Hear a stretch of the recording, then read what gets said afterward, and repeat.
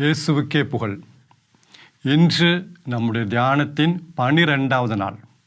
12வது நாளாகி இன்றைய தியான சிந்தனைகள் அனைத்தையும் கடவுளுடைய பாதத்தில் வைத்து நாம் ஒரு ஜெபத்தோடு நாம் தொடங்குவோம். அவருடைய உதவியை தேடி, அவருடைய உதவியை நாடி நாம் தொடங்குவோம். எங்களை ஒவ்வொரு நாளும் பாதுகாத்து வழிநடத்தி வரும் அன்பு தந்தையே இறைவா, இதோ உம்முடைய வார்த்தையில் வியப்புக்குரிய அனைத்தையும் எங்களுக்கு காட்டும்படி எங்களுடைய கண்களை பிரகாசித்தருளும் ஆண்டவரே. உம்முடைய வார்த்தையை நாங்கள் தெளிவாக கேட்கும்படி எங்கள் காதுகளை திறந்தருளும். உம்முடைய வார்த்தையை நாங்கள் சரியான விதத்தில் புரிந்து கொள்ளும்படி எங்கள் உள்ளத்தை திறந்தருளும். இந்த மன்றாட்டுகள் எல்லாம் எங்கள் ஆண்டவராகிய இயேசு கிறிஸ்து வழியாக உம்மை மன்றாடுகிறோம். ஆமென். இறை இயேசுவில் அன்பார்ந்த சகோதர சகோதரிகளே, நாம் இன்றைய நாட்களில் இன்றைய தியானத்தில் ரோமேற்கு எழுதிய திருமுகத்தை நாம் ஆழமாக தியானித்து வருகிறோம். இந்த கடிதத்தை, இந்த திருமுகத்தை பல பகுதிகளாக பவுலடிகளாரை பிரித்துள்ளார். இப்பொழுது நாம் இருப்பது 3வது பகுதி. முதல் பகுதி முன்னுரை, 2வது பகுதி மனிதர்கள் அனைவரும் குற்றவாளிகள் என்று பவுலடிகளார் நிரூபித்து விட்டார். மனிதர்கள் அனைவரும் குற்றவாளிகள். இப்போது நாம் 3வது பகுதியில் இருக்கிறோம். கடவுள் மனிதரை ஏற்புடையராக்கும் முறை. 3வது பகுதி. இந்த பகுதி எங்கிருந்து ஆரம்பிக்குது? ரோமையர் 3வது அதிகாரம் 21வது வசனத்திலிருந்து, ரோமையர் 3ஆம் அதிகாரம் 21வது வசனத்திலிருந்து 5வது அதிகாரம் 21வது வசனம் முடிய இது முடிவடைகிறது. இது 3வது பகுதி. இது மிகவும் முக்கியமான பகுதி. ஏன்னா இந்த பகுதியின் அடிப்படையில் தான் மீதி எல்லாமே அமைந்துள்ளது. எனவே நன்றாக கவனிங்கள். நாம் அனைவரும் குற்றவாளிகள். இப்போ நம்ம கடவுள் அவர் தாமே நம்மை ஏற்புடையோர் ஆக்க வேண்டும். எப்படி? நாம் எப்பொழுது இயேசுவின் மீது நம்பிக்கை வைக்கிறோமோ, இயேசு என்னுடைய பாவத்திற்காக மரித்தார் என்றும், என்னுடைய பாவத்தின் தண்டனை அவர் ஏற்றுக்கொண்டார் என்றும், கடவுளுடைய கோபம் அவர் மீது எனக்காக வந்து விழுந்தது என்றும் நாம் அவர் மீது நம்பிக்கை வைத்து நாம் இருக்கும் பொழுது கடவுள் நம்மை தமக்கு ஏற்புடையவர் ஆக்குகிறார். குறிப்பாக நன்றி சொல்லுங்கள். இயேசுவே என்னுடைய பாவத்திற்காக மரித்து என்னுடைய பாவத்தின் தண்டனை ஏற்றுக்கொண்ட இயேசுவே நன்றி. அப்படி சொல்லும்போது கடவுள் நம்மை தமக்கு ஏற்புடையவர் ஆக்குகிறார். அப்போ ஏற்புடையர் ஆக்குவது, அவனுடைய அந்த வார்த்தையின் அர்த்தம் என்ன? ஆங்கிலத்தில் ஜஸ்டிஃபிகேஷன் ஆர் ஜஸ்டிஃபைடு என்று சொல்வார்கள். அல்லது இன்னொரு வார்த்தை ரைச்சியஸ்னஸ், பீயிங் மேட் ரைச்சியஸ். அந்த ரைச்சியஸ் என்ற வார்த்தையும் ஒரு சில ஆங்கில பைபிளில் பயன்படுத்தப்படுகிறது. தமிழில் அருமையான வார்த்தை ஏற்புடையோர் ஆக்குவது. ஏற்புடையோர் ஆக்குவது என்றால் என்ன? இப்படி நாம் இயேசுவின் மீது நம்பிக்கை வைக்கும்போது கடவுள் என்ன செய்கிறார்? இயேசுவோடைய நீதி, அவருடைய நீதி எவ்வளவு உன்னதமானது, மேன்மையானது. இயேசுவிட்டு எந்த நீதி இருந்துச்சோ, எந்த அளவுக்கு நீதி இருந்துச்சோ, அந்த நீதியால் நம்மை போர்த்துகிறார். ஒரு ஆடையை போல போர்த்துகிறார். இயேசுவிடமிருந்த அந்த தூய்மை, அப்பா அவருடைய தூய்மை எவ்வளவு பெரிய தூய்மை, அந்த பரிசுத்தம், அந்த தூய்மை என்றும் ஆடையால் நம்மை போர்த்துகிறார். இனிமேல் நம்மிடம் ஒரு பாவம் குற்றமும் அவர் பார்ப்பது கிடையாது. அப்படி ஒன்றுமே இல்லை. இயேசுவை பார்ப்பது போலவே நம்மை பார்க்கிறாராம். இந்த ஆடை, இந்த தூய்மை என்ற ஆடை அவர் நமக்கு போர்த்தும் போது, அன்பார்ந்தவர்களே, இந்த தூய்மை என்ற ஆடை அணிந்து தான் நாம் கடவுள் முன்னிலையில் போக வேண்டும். நாம் போடுற ட்ரெஸ் எல்லாம் விலை உயர்ந்த ட்ரெஸ் நம்ம சொல்கிறோம். அது மக்களுடைய மனிதனுடைய பார்வையில் தான். அதெல்லாம் கடவுளுடைய பார்வையில், கடவுள் முன்னிலையில் வரும்போது கடவுள் பார்ப்பது இந்த இயேசுவோடைய தூய்மை நமக்கு இருக்கிறதா? இயேசுவோடைய ஆடையை அணிந்து நாம் தூய்மை என்ற ஆடை அணிந்து வருகிறோமா? இதுதான் கடவுள் பார்க்கிறார். நாம் எவ்வளவு பெரிய குற்றவாளியாக இருந்தாலும், எவ்வளவு பெரிய பாவியாக இருந்தாலும், அவரிடம் இயேசுவே எனக்காக மரித்தேசு உண்மை நான் நம்புகிறேன், அது நம்பிக்கையோடு வரும்போது அந்த தூய்மை என்ற ஆடையால், நீதி என்ற ஆடையால் நம்மை போர்த்துகிறார். இந்த ஆடையை போட்டு நாம் இயேசு கடவுள் முன்னிலை நாம் வர வேண்டும். ஜெபிப்பதாக இருக்கலாம், அவரை ஆராதிப்பதாக இருக்கலாம், அவருக்கு நன்றி செலுத்துவதாக இருக்கலாம், அவரை புகழ்ந்து பாடுவதாக இருக்கலாம், பழி செலுத்துவதாக இருக்கலாம்.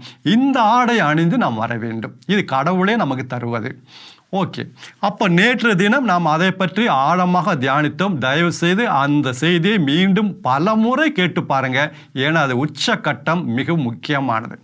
இப்போ இன்றைக்கு அடுத்த இதுக்கு அதை தொடர்ந்து தான் வருகிறது, அதோட தொடர்ச்சி தான் இது. ரோமேயர் 4ஆம் அதிகாரத்துக்கு வருகிறோம்.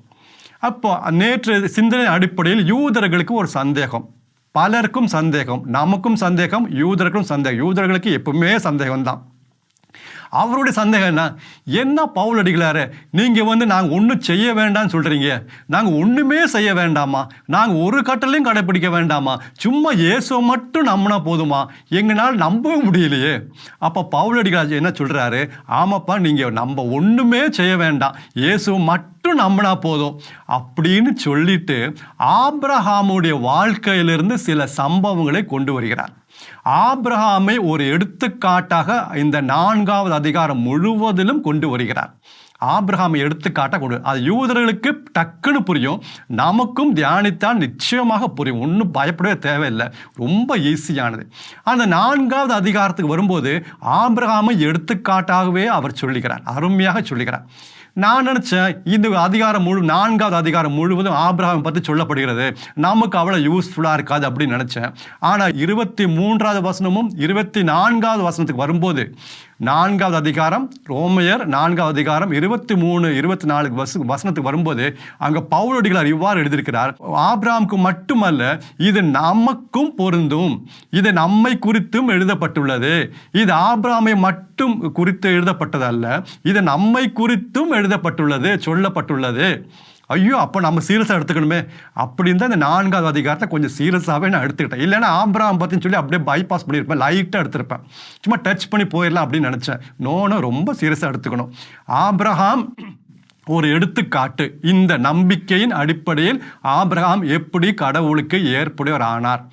இந்த 4ஆவது அதிகாரத்துக்கு போகிறதுக்கு முன்னாடி ஆபிரகாமுடைய வாழ்க்கையில் நடந்த ஒரு சம்பவத்தை நாம் நன்றாக புரிந்து கொண்டால் இந்த அதிகாரம் அருமையாக புரியும். ஒரே சம்பவம், ஆபிரகாமுடைய வாழ்க்கை, தந்தை ஆபிரகாமுடைய வாழ்க்கை நடந்த ஒரு சம்பவம். தொடக்க நூல் 15ஆவது அதிகாரம் 1 முதல் 6 முடிய வசனங்கள். தொடக்க நூல் 15ஆவது அதிகாரம் 1 முதல் 6 முடிய வசனங்கள். அங்கே கடவுள் ஆபிரகாமுக்கு காட்சி அளிக்கிறார், காட்சி தருகிறார். அப்பொழுது ஆபிரகாமிடம் கடவுள் ஒரு சில காரியங்கள்லாம் சொல்கிறாரு.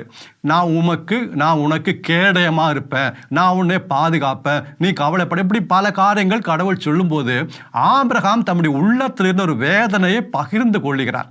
அது என்ன வேதனை?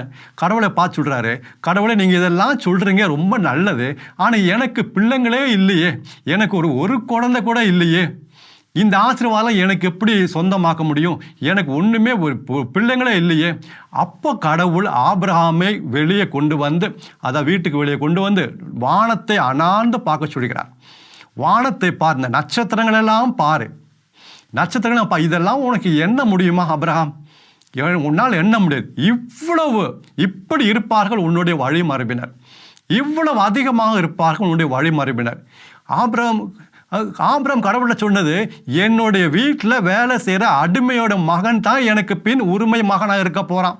அப்போ கடவுள் சொன்ன, நோனோ, அவன் உன்னுடைய வீட்டில் செய்கிற அடிமையோட மகன் உனக்கு பின் உரிமை மகனாக இருக்க மாட்டான், உனக்கும் குழந்தை பிறக்கும், அவர்கள் தான் உமக்கு பின் உரிமை மகனாக இருப்பாங்க, அந்த பையன் இருக்க மாட்டான், இந்த நட்சத்திரங்களை போல உன்னுடைய வழிமரபினர் இருப்பாங்க, நீ கவலைப்படாது என்று சொன்ன பொழுது ஆபிரகாம் கடவுளை நம்பினார். இதான் முக்கியமான வசனம், 6ஆவது வசனம். தொடக்க நூல் 15ஆவது அதிகாரம் 6ஆவது வசனம்.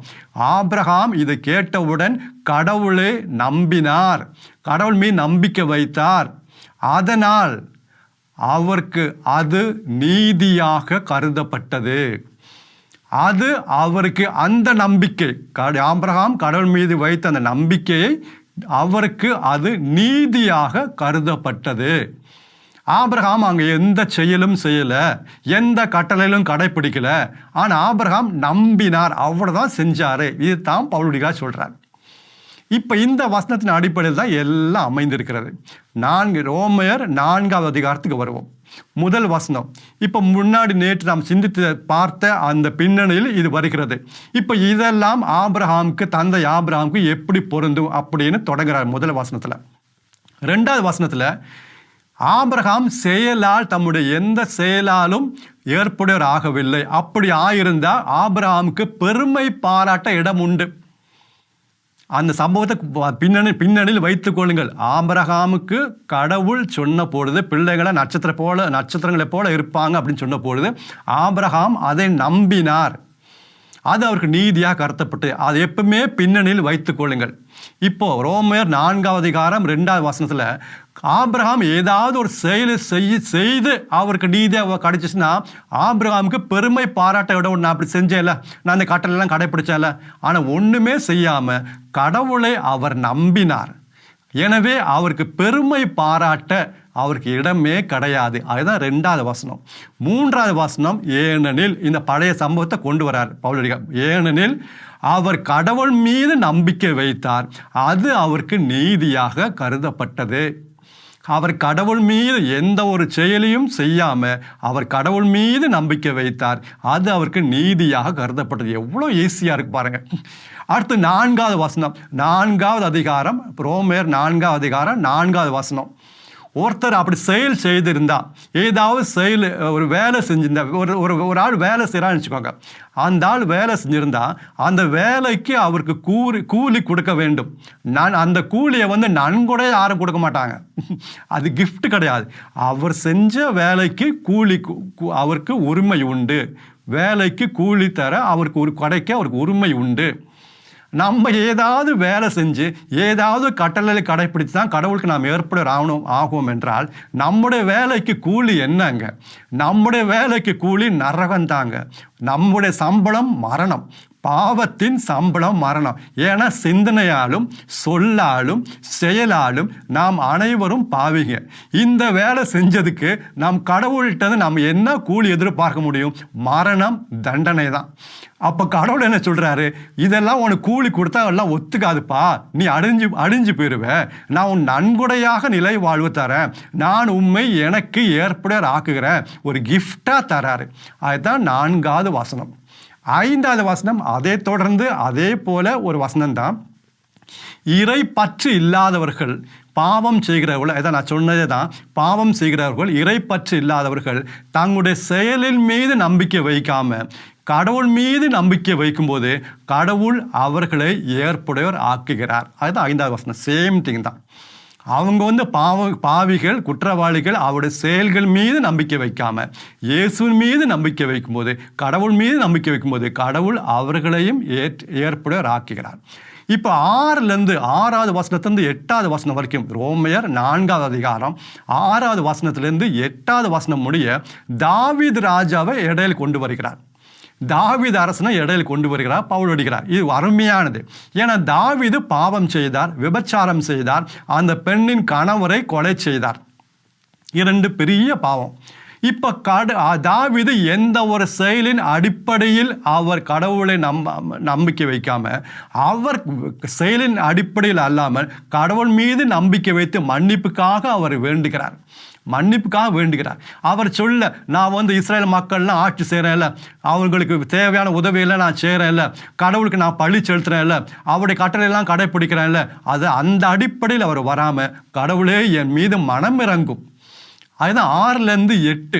யாருடைய செயல்களை பாராமல் கடவுள் ஒருத்தரை ஏற்புடையவர் ஆக்கும்போது அவர் பேறு பெற்றவர். 6ஆவது வசனம், அவர்கள் பேறு பெற்றவர்கள் என்று சொல்லி 7ஆவது வசனத்திலையும் 8ஆவது வசனத்திலையும் தாவீது சொல்லுகிறார், எவருடைய குற்றங்கள் மன்னிக்கப்படுகிறதோ, எவருடைய பாவங்கள் மறைக்கப்படுகிறதோ, எவருடைய தீய செயல்கள் கடவுள் கருத்தில் கொள்ளாமல் வைக்கிறாரோ அவர்களெல்லாம் பேறு பெற்றவர்கள், அவர்களெல்லாம் பாக்கியவான்கள். பார்த்தீங்களா? எந்த ஒரு செயலின் அடிப்படையில் நாம் கடவுளுக்கு முன்னாடி வராம அவர் மீது நம்பிக்கை வைத்து ஆண்டவரே மன்னியும் என்றும்போது அவர் மன்னிக்கிறார். அதுதான் தாவீதுடைய வாழ்க்கையில் நடந்தது. அதுதான் 6ஆவது வசனத்திலிருந்து 8ஆவது வசனம். இப்போ நம்ம 9லேருந்து 12ஆவது வசனத்துக்கு வருவோம். ரோமையர் 4ஆவது அதிகாரம் 9ஆவது வசனத்திலிருந்து 12ஆவது வசனத்துக்கு வருவோம். இந்த பகுதி ரொம்ப ஈஸியான பகுதி. நான் சொல்ல போகிற இந்த பின்னணியில் நீங்கள் தியானித்தால், படித்தால் நன்றாக புரியும். இப்போ நான் சொல்ல போகிறத நன்றாக கவனிங்க. நான் உங்கள்கிட்ட ஒரு கேள்வியும் கேட்பேன். கண்டிப்பாக ஒரு கேள்வி கேட்பேன். இப்போ நம்ம ஆபிரகாம் வாழ்க்கைன்னு ஒரு சம்பவத்தை நம்ம பார்த்தோம். தொடக்க நூல், த புக் ஆஃப் ஜெனசிஸ், தொடக்க நூலில் 15வது அதிகாரம் 1 முதல் 6 முடிய நம்ம சம்பவத்தை பார்த்தோம். ஆபிரகாம் கடவுளிடம் எனக்கு பிள்ளைங்க இல்லைன்னு சொல்லும்போது, நட்சத்திரங்களை பாரு, எண்ண முடியுமா, உன்னால் எண்ண முடியாது, அவ்வளவு பிள்ளைங்க உனக்கு இருப்பாங்க அப்படின்னு கடவுள் சொன்ன போது ஆபிரகாம் கடவுளை நம்பினார். அது அவருக்கு நீதியாக கருதப்பட்டது. இது எந்த அதிகாரம்? நல்லா கவனிங்க. எந்த அதிகாரம்? 15வது அதிகாரம். கரெக்ட். இப்போ 17வது அதிகாரத்தில் கடவுள் ஆபிரகாமுக்கு ஒரு கட்டளை கொடுக்கிறார், நீ விருத்த சேதனம் செய்ய வேண்டும். எந்த அதிகாரத்தில்? 17வது அதிகாரத்தில் ஆபிரகாமை பார்த்து கடவுள், அந்த பின்னணிலாம் விட்டுருங்க, நீ விருத்த சேதனம் செய்ய வேண்டும் என்ற ஒரு கட்டளையை ஆபிரகாமுக்கு கொடுக்கிறார். எந்த அதிகாரம்? 17வது அதிகாரம். ஆபிரகாம் கடவுளை நம்பியது எந்த அதிகாரம்? 15வது அதிகாரம். இப்போ கேள்வி, 15வது அதிகாரம், ஆபிரகாம் கடவுளை நம்பிய போது, அந்த நட்சத்திரங்களையும் பார், எண்ண முடியாதுல, அந்த அளவுக்கு உனக்கு வழிமரபினர் இருப்பாங்க அப்படின்னு சொன்ன போது ஆபிரகாம் கடவுளை நம்பினார். அது எந்த அதிகாரம்? 15வது அதிகாரம். இப்போ இந்த 15வது அதிகாரத்தில் ஆபிரகாம் கடவுள் மீது நம்பிக்கை வைத்த அந்த சம்பவத்தின் பொழுது, ஆபிரகாம் கடவுளுக்கு ஏற்புடையவர் ஆனார் என்ற சம்பவத்தின் பொழுது ஆபிரகாம் அப்போ விருத்த சேதனம் செய்திருந்தாரா? அப்பொழுது அந்த நேரத்தில் அந்த நிலையில் அவர் விருத்த சேதனம் செய்திருந்தாரா? என்ன சொல்றீங்க? இல்லை, கரெக்டு, செய்யலை. ஏன்னா விருத்த சேதனம் செய்வது கட்டளை 17வது அதிகாரத்தில் வருது. இந்த சம்பவம்லாம் முடிஞ்சு அப்புறமேட்டு தான் 17வது அதிகாரத்தில் தான் வருது. அப்போ ஆபிரகாம் கடவுளுக்கு ஏற்புடையரான அந்த சம்பவத்தில், அந்த நிலையில் அவர் விருத்த சேதனம் செய்து கொள்ளவில்லை. விருத்த சேதனம் செய்யாத நிலையில் அவர் கடவுளுக்கு ஏற்புடையரானார். அதுதான் 9வது வசனமும் 10வது வசனமும். ரோமியர் 4வது அதிகாரம் 9வது வசனமும் 10வது வசனமும். ஆபிரகாம் விருத்த சேதனம் செய்யாத நிலையிலேயே கடவுளுக்கு ஏற்புடையரானார். அவர் கடவுளை நம்பினார், அது அவருக்கு நீதியாக வழங்கப்பட்டது. ரோமியர் 4:9, 10. ரொம்ப ஈஸிங்க. அப்போ 11வது வசனம் அதன் தொடர்ச்சி தான். அருமையான வசனம், நமக்கு நடைமுறை வாழ்க்கைக்கு பொருத்தமான வசனம்.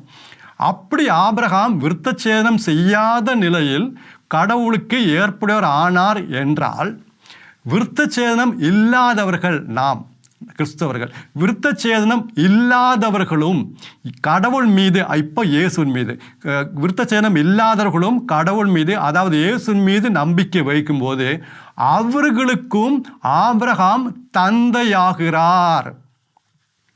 11வது வசனம்.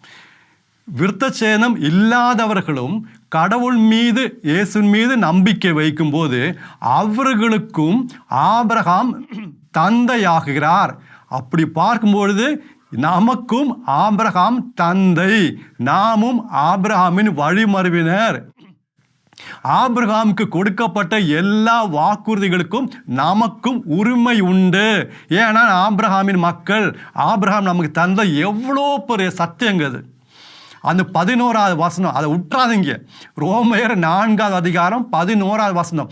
விருத்த சேதனம் செய்யாதவர்களும் விருத்த சேதனம் இல்லாதவர்களும் கடவுள் மீது, இயேசுவின் மீது நம்பிக்கை வைக்கும்போது ஆபிரகாம் அவர்களுக்கும் தந்தையாக இருக்கிறார். அப்போ ஆபிரகாம் கொடுக்கப்பட்ட எல்லா வாக்குறுதிகளுக்கும் நமக்கும் உரிமை உண்டு. அது 11. 12வது வசனத்தை யூதர்களை பார்த்து சொல்லுகிறார். 12வது வசனம் யூதர்களை பார்த்து, சில யூதர்கள்லாம் விருத்த சேதனம் செய்தவர்கள்லாம், இதுவே போதும்பா, இனிமேல் கடவுளை இயேசுவிட நம்பிக்கை இதெல்லாம் எதுக்கு, இதெல்லாம் போதும், விருத்த சேதனமே போதும் என்று நம்பியிருந்தாங்க. ஆனால் ஒரு சில யூதர்கள், இந்த விருத்த சேதனம் செய்தவர்கள் ஒரு சிலர், இது மட்டும் போதாது, நாமும் இயேசுவின் மீது நம்பிக்கை வைக்கணும் அப்படின்னு அவர்கள் யாரெல்லாம் இயேசுவின் மீது நம்பிக்கை வைத்தார்களோ அவர்களும் கடவுளால் ஏற்புடையர் ஆக்கப்படுகின்றனர். அது யூதர்கள் 12வது வசனத்தோட முடியுது. எவ்வளோ ஈஸிங்கிறது, எவ்வளோ எளிதாக பவுல்களை எழுதியிருக்கிறாரு. அடுத்தது இதை விட ஈஸிங்க. ரோமேர் 4வது அதிகாரம் 13 16 முடிய வசனங்கள். ரோமர் 4வது அதிகாரம் 13 16 முடிய வசனங்கள் அதைவிட ஏசி. நான் ஒரு சின்ன ஒரு சம்பவம், ஒரு எடுத்துக்காட்டு, ஒரு எக்ஸாம்பிள் சொல்கிறேன். அதை உங்களுக்கு புரிஞ்சிச்சுன்னா இந்த பகுதி புரிஞ்ச மாதிரி. ரோமர் 4வது அதிகாரம் 13 16 வசனம் முடிய நமக்கு புரிஞ்சுக்கிற மாதிரி. அதாவது ஒரு ஆள் தன்னுடைய மகனை அழைத்து, டேய் அவனுக்கு 18 வயசுலாம் முடிஞ்சிருச்சு, உனக்கு ஜனவரி 1ஆம் தேதி ஒரு நியூ இயர் அன்னைக்கு, புத்தாண்டு அன்னைக்கு, ஜனவரி மாதம் 1 தேதி நியூ இயர் அன்னைக்கு ஒருத்தர் தன்னுடைய மகனை அழைத்து, இன்னைக்கு நியூ இயரு, நான் உனக்கு நல்ல ஒரு செய்தி சொல்ல போகிறேன். என்னப்பா, இந்த வருஷம் முடியும் போது டிசம்பர் மாதம் நான் உனக்கு ஒரு புதிய ஒரு பைக்கு வாங்கி தர போகிறேன்ப்பா, லேட்டஸ்டான மாடலில் ஒரு பைக் உனக்கு வாங்கி தர போகிறேன்ப்பா அப்படின்னு மகனை பார்த்து தந்தை சொல்லுகிறான்.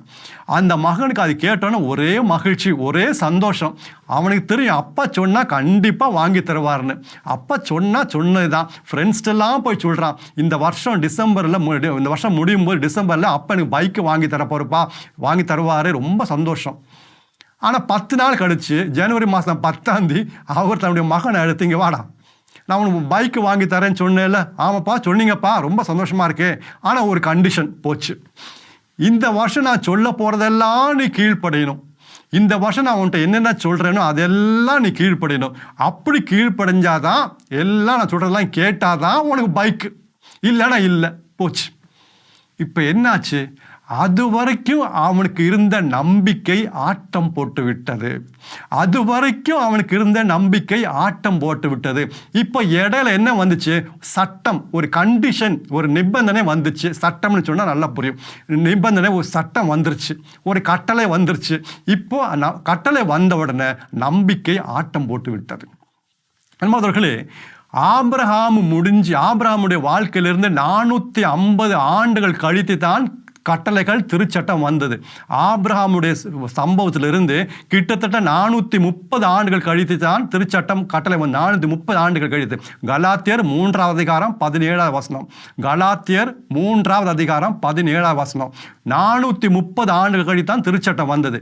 ஆனால் கடவுள் அதுக்கு முன்னாடியே ஆபிரகாமுக்கு வாக்குறுதி கொடுத்திருந்தார், இந்த உலகம் முழுவதும் உமக்கும் உடைய வழிமரபினருக்கும் உரிமை சொத்தாக வரும் என்று ஒரு வாக்குறுதி திருச்சட்டம் வருவதற்கு முன்னாடியே கொடுத்திருந்தார். அப்போ ஆபிரகாம் நம்பினார். திருச்சட்டம் வந்த பிறகு கட்டளைகளை கடைப்பிடித்து அவர் நம்பவில்லை. திருச்சட்டம் 430 ஆண்டுகள் கழித்து மோயிசனுடைய காலத்தில் தான் வந்தது. மோயிசனுடைய காலகட்டத்தில், விடுதலை பயணத்தில், த புக் ஆஃப் எக்ஸடஸ், அங்கே தான் திருச்சட்டம் வருது. அப்போ பவுல் என்ன சொல்றார், திருச்சட்டம் வர்றதுக்கு முன்னாடியே, கட்டளைகள்லாம் வர்றதுக்கு முன்னாடி, எத்தனையோ ஆண்டுகள் முன்னாடி ஆபிரகாம் கடவுள் கொடுத்த வாக்குறுதியெல்லாம் நம்பினாரே, அந்த நம்பிக்கையில் மட்டும்தான் அவர் கடவுளுக்கு ஏற்புடையரானார். நம்பிக்கையில் மட்டும்தான் கடவுளுக்கு ஏற்புடையவனானார். திருச்சட்டம் வந்துச்சு, கட்டளை வந்துச்சு, என்ன ஆகும், நம்பிக்கை ஆட்டம் போடும். இந்த கட்டளையெல்லாம் கடைப்பிடிக்க முடியுமா, ஆட்டம் போடும். நம்பிக்கைக்கு அங்கே விலையே கிடையாது. அது ஒரு போயிடும், நம்பிக்கையே போயிடும். அதுதான் 13வது வசனத்திலிருந்து, ரோமர் 4வது அதிகாரம் 13வது வசனத்திலிருந்து 16வது வசனம் முடிய அந்த பகுதி சொல்லுகிறது. அதை மனதில் வைத்து நீங்கள் வாசித்து பாருங்கள், அவ்வளோ ஈஸியாக புரியும். சட்டம் சட்டத்தை கடைப்பிடிச்சாதான் இந்த உரிமை எல்லாம் எனக்கு கிடைக்கும்னா அதுங்க முடியாதுங்க. ஆனால் ஆபிரகாம் சட்டம் வர முன்னாடியே நம்பினார், அவருக்கு அது நீதியாக வழங்கப்பட்டது. நீங்களும் நானும் இனிமேல் உங்களுக்கு எனக்கும் அந்த திருச்சட்டம் கிடையாது, அந்த கட்டளைகள் கிடையாது. நாம் கட்டளைகளை கடைப்பிடிக்காமல் நம்முடைய செயலில் நாம் நம்பாமல் இயேசுவின் மீது நம்பிக்கை வைக்கும்போது ஆபிரகாமுக்கு கொடுத்த எல்லா வாக்குறுதிகளுக்கும் நீங்களும் நானும் உரிமையாளர் ஆகிறோம். எவ்வளோ பெரிய நற்செய்தி! ஆபிரகாம் கொடுத்த எல்லா வாக்குறுதிகளும் நீங்களும் நானும் இயேசுவின் மீது நான் வைக்கிற நம்பிக்கையால் மட்டும் நாம் அதுக்கு ஆகிறோம். அன்பு சகோதரர்கள், எவ்வளோ பெரிய வாக்குறுதி, எவ்வளோ பெரிய நற்செய்தி, எவ்வளோ பெரிய மகிழ்ச்சியான செய்தி இது. ஜெபிங்க, ஆண்டவரே இந்த நற்செய்தி கொடுத்தமைக்காக உமக்கு கோடி கோடி நன்றி. நாங்கள் இன்னும் உம்முடைய வார்த்தையை ஆழமாக தியானிக்கவும், ஆழமாக புரிந்து கொள்ளவும் எங்களுடைய உள்ளத்தை திறந்தரலும், அந்த வார்த்தையின்படி வாழக்கூடிய அந்த வல்லமை சக்தி எங்களுக்கு தாரும் ஆண்டவரே என்று நீங்கள் நம்பிக்கையோடு ஜெபிப்பீர்களா? நிச்சயமா அந்த நம்பிக்கை கடவுள் பார்க்கிறார். உங்களுடைய ஜெபத்தை அவர் கேட்கிறார். ஏன் தெரியுமா? ஏனெனில் இதுவே தகுந்த காலம்.